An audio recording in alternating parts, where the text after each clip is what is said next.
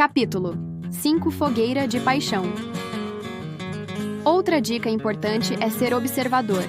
Muitas vezes, pequenos gestos podem revelar muito sobre os sentimentos da outra pessoa.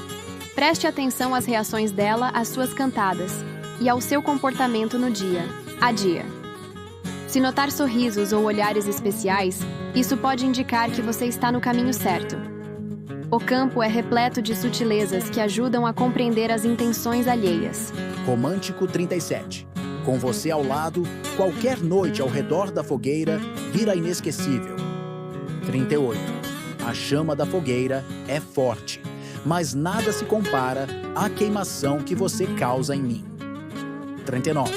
Se a fogueira pudesse falar, ela diria que minha paixão por você é fogo puro. Safado 40. Se você fosse lenha, eu seria o fogo para te aquecer a noite toda. 41. Essa noite tá tão quente quanto o jeito que você me olha. 32. Você não é fogueira, mas me deixa pegando fogo só de chegar perto. Descontraído. 3. Com você, nem preciso de marshmallow para curtir a fogueira. Crios.